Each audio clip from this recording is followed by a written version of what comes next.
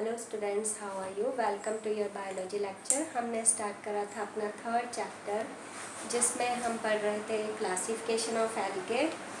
उसमें हमने 2 classes फेओफाइसी, Chlorophyceae कल कंप्लीट कर लिया था।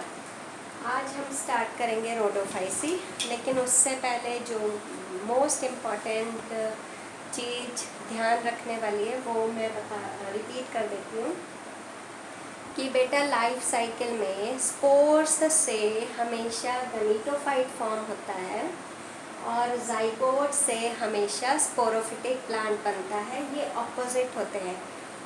एस स्पोर्स बनता है गमीटोफाइट, जाइगोट से बनता है स्पोरोफिटिक प्लांट। ये अगर आपने याद रख लिया पूरे एल्गे में तो मीन्स एल्गे आपको याद होगी। अब आज हम स्टार्ट करेंगे रोडोफाइसी। रोडोफाइसी नाम से ही क्लियर है, रेड एल्गे भी इसको कहते हैं, अदर नेम इसका रेड एल्गे है। अब ये देखिए डिफरेंट है उन दोनों में से।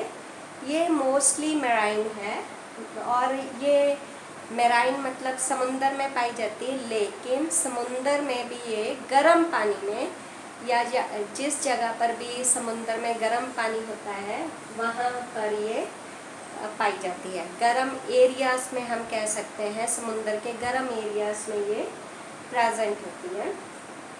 फिर अगर हम इसका, अब ये जो स्ट्रक्चर ऑफ एल्गे है ये थैलस है। हमें से देखिए, आपको कहीं रूट स्टेम लीफ दिख रही है? नो। तो जो स्ट्रक्चर है इसका या थैलस है, ये मल्टी सेलुलर होता है। देखिए एक सेल से ज़्यादा का यह बना हुआ है। अब मल्टी सेलुलर में भी ये फिलामेंटस हो सकता है।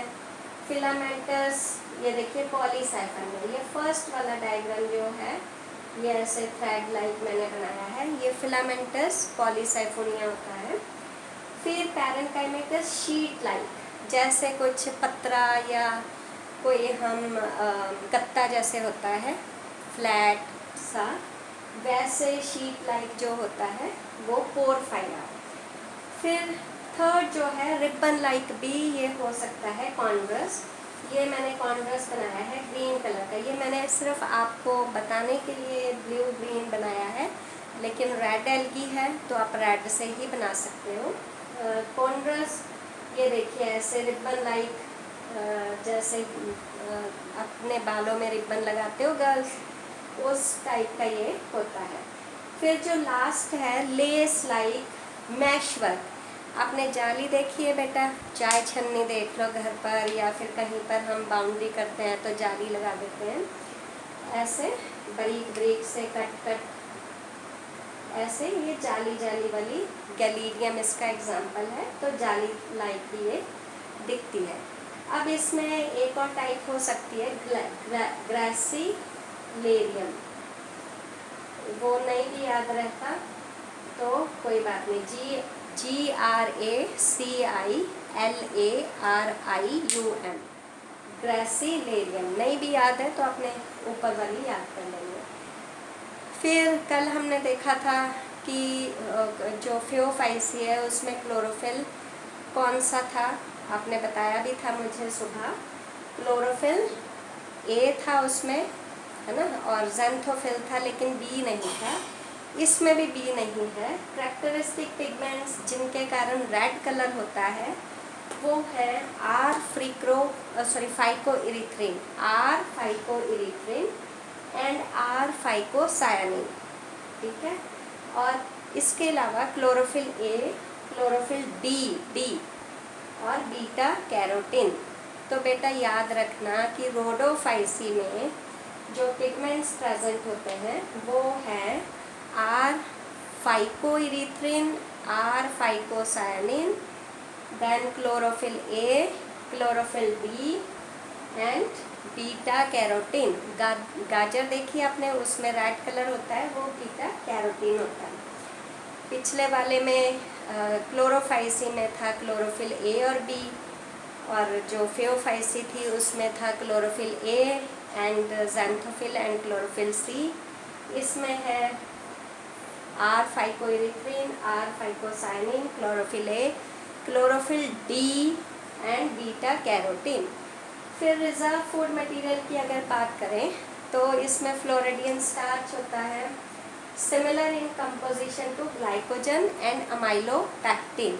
अब जो इस स्टार्च का कंपोजिशन मतलब जो उसकी गुणवत्ता होती है या स्ट्रक्चर होती है या उसमें क्या क्या प्रेजेंट होता है कितनी क्वांटिटी में, वो similar to glycogen and amylopectin के होती है। केमिस्ट्री में आपने दोनों सुने होंगे नाम।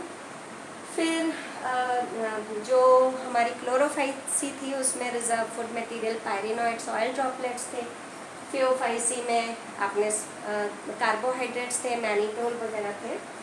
इसमें सेलुलोज, पैक्टिन और इसमें फ्लोरिडियन स्टार्च जिसका कंपोजिशन ग्लाइकोजन है, अमाइलोपैक्टिन जैसा होता है। फिर सेल वॉल, इसमें भी सेलुलोज की बनी होती है। ये हर तीनों क्लासेस में एक ही सिमिलर कैरेक्टर है। सेलुलोज के अलावा सेल वॉल जो है वो पैक्टिन की बनी होती है, म्यूको पॉलीसेक्राइड्स की बनी होती है और फाइकोकोलाइड्स अगर कैरिजिनिन इसकी भी बनी होती है। अगर जो है वेरी वेरी इंपॉर्टेंट है, इंडस्ट्रीज अगर इसके सेल वॉल से निकाल लेती हैं एंड यूज़ करती हैं, जैसे बायोटेक लैब में या बायोटेक प्रोडक्ट्स बनाने के लिए। तो फिर अगर हम रिप्रोडक्शन की बात करें, रिप्रोडक्शन कॉमन ही है। एसेक्सुअल रिप्रोडक्शन जो है वो वेजिटेटिव बाय फ्रेगमेंटेशन। अब हमने कल बात करी थी कि होल्ड फास्ट ऐसे होता है एल्गे में। तो होल्ड फास्ट जैसे मान लो पेरेंट प्लांट यहाँ से टूट गया या सूख गया, मर गया, तो होल्ड फास्ट जो है रहता है सबस्ट्रेटम में और वो रीजनरेट हो जाता है नए थैलस में।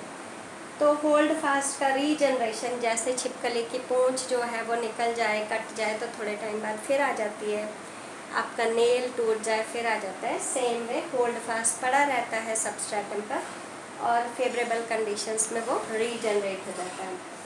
एसेक्सुअल रिप्रोडक्शन, अब जो हमने फियोफाइसी पढ़ा था उसमें एसेक्सुअल रिप्रोडक्शन भी अकेला यूस्पोर्स के साथ होता है, लेकिन इसमें एसेक्सुअल रिप्रोडक्शन जो है वो नॉन मोटाइल स्पोर्स से होता है। यूस्पोर्स जो है वो मोटाइल है, हमने देखा था उसमें 2 फ्लैजेला बायलेटरली अटैच थे, लेकिन जो रोडोफाइसी है इसमें नॉन मोटाइल स्पोर मतलब जिसमें फ्लैजेला नहीं होंगे। आपके प्लेनोस्पोर्स हो गए, हिप्नोस्पोर्स हो गए, अकाइनीड्स हो गए, इनके द्वारा इसमें एसेक्सुअल रिप्रोडक्शन हो सकता है। फिर अगर हम सेक्सुअल की बात करें तो पिछली 2 जो एल्गे थे उनमें तीनों mode iso, aniso and oogamous type of था सेक्सुअल रिप्रोडक्शन, लेकिन रोडोफाइसी में सिर्फ और सिर्फ oogamous type of sexual reproduction होता है। ये ध्यान रखना, यही डिफरेंस है। इन्हीं डिफरेंस के साथ आप सारी एल्गे याद कर लोगे। ये हमारा एल्गे का लास्ट टॉपिक था। कल हम स्टार्ट करेंगे नया टॉपिक ब्रायोफाइट्स। प्लांट्स में जो नेक्स्ट हायर प्लांट्स है वो है bryophytes. Okay, till then good bye बेटा।